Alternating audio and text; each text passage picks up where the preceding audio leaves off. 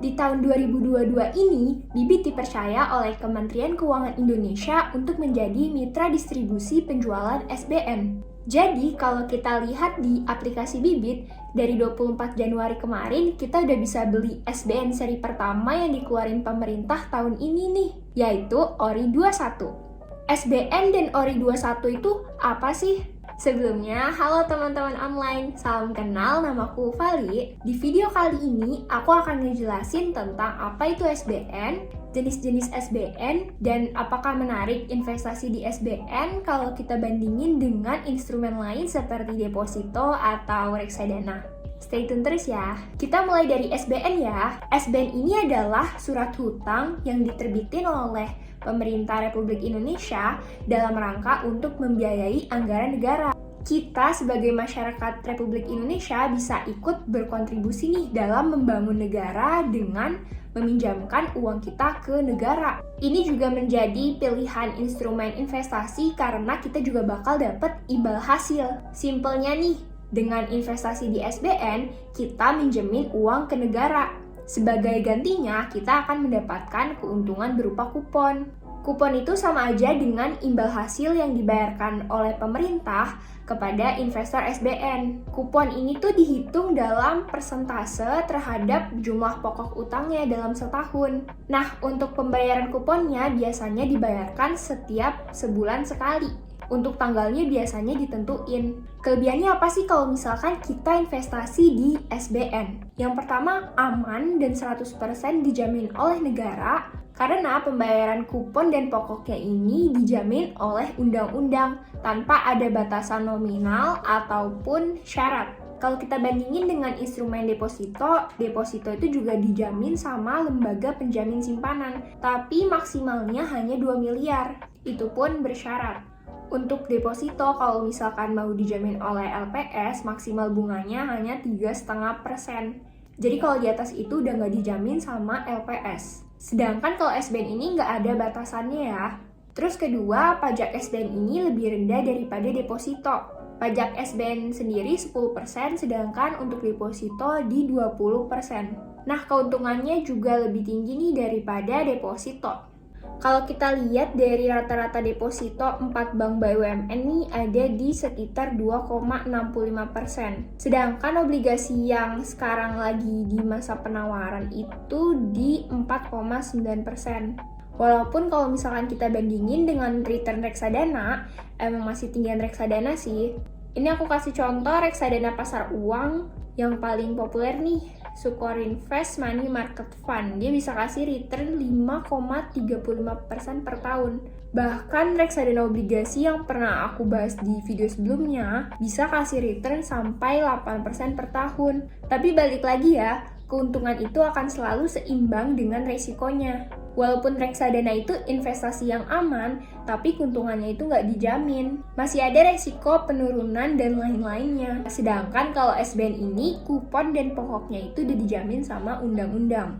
Ini tergantung preferensi kamu ya. Kamu lebih mentingin investasi bebas resiko yang dijamin atau mungkin ingin berkontribusi dalam pembangunan negara atau mau memaksimalkan keuntungan dan ambil resiko lebih tinggi sedikit. Buat teman-teman yang nggak masalah dengan resiko yang lebih tinggi sedikit atau mungkin investasinya masih di bawah 1 juta, mungkin lebih cocok sama reksadana obligasi. Aku udah pernah bahas di videoku yang ini ya.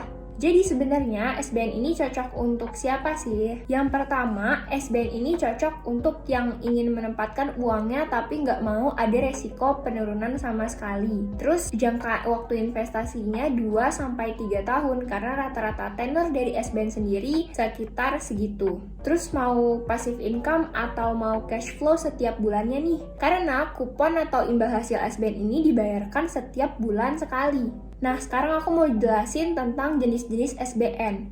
Jadi, SBN ini ada 4 jenis, terbagi jadi 2 bagian besar. Yang pertama nih, ada SBN konvensional, yaitu ada obligasi negara retail atau ORI, dan savings bond retail. Nah, yang kedua ada SBN syariah. Nah, ada nih yang karakteristiknya mirip ORI, yaitu sukuk retail atau SR. Terus ada yang mirip sama SBR, yaitu sukuk tabungan atau ST.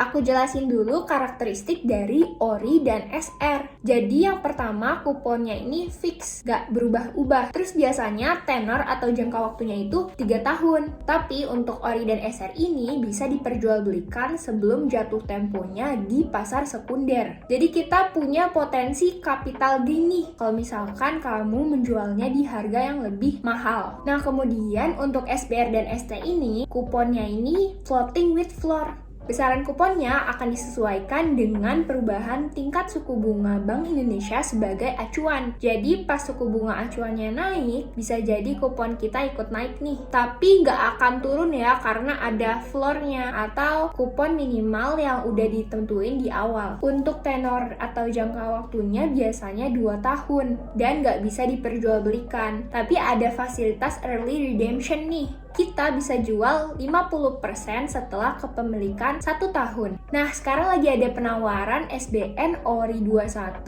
di aplikasi Bibit nih. Oke, sekarang kita masuk ke gimana caranya beli SBN. Jadi hal pertama yang harus kita lakuin itu adalah registrasi di aplikasi Bibit untuk mendapatkan SID. Kalian tinggal klik yang ini dan ikutin step-stepnya. Terus kita bisa melakukan pemesanan di sini. Nah, ini dari ringkasannya ya. Kita tinggal lihat produk. Nah, ini ada ORI 21. Imbal hasilnya 4,9% per tahun. Ini belum dipotong pajak 10% ya. Untuk tenornya sendiri 3 tahun. Nah, ini adalah tersisa, ini kuota nasional ya. Nah, untuk periode pembeliannya 24 Januari 2022 sampai dengan 17 Februari 2022. Pembelian SBN ini cuma bisa dilakuin pas masa penawaran yang udah ditentuin sama Kementerian Keuangan aja. Kita tetap bisa ngelakuin top up berkali-kali sampai batas maksimum pembelian. Nah, untuk jatuh tempo ORI 21 ini di 15 Februari 2025, minimum pembeliannya 1 juta dan maksimum pembeliannya di 2 miliar. Tipe kuponnya fix kupon, tanggal bayar kupon tanggal 15, tanggal settlementnya 23 Februari 2022. Di sini kita bisa unduh memorandumnya juga, bisa baca-baca lebih lengkap tentang ORI 21 di sini. Oh iya, sebelum investasi di SBN, kalian juga bisa simulasi keuntungan SBN di websitenya Bibit nih. Caranya kamu tinggal ke website bibit.id.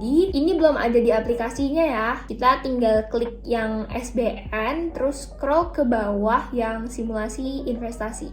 Ini tuh ada 2 pendekatan, aku coba yang pendekatan modal investasi ya. Jadi misalkan kita mau investasi 1 juta. Kita tinggal tulis nominalnya aja di sini. Terus tingkat imbal hasil kuponnya kita masukin SBN yang mau kita beli. SBN ORI tadi kan kuponnya di 4,9%. Nah, ini kita tinggal simulasiin. Nah, nanti muncul imbal hasil yang bakal kita dapetin tiap bulan dan perbandingannya dengan imbal hasil deposito konvensional. Nih aku coba kalau misalkan masukinnya 10 juta.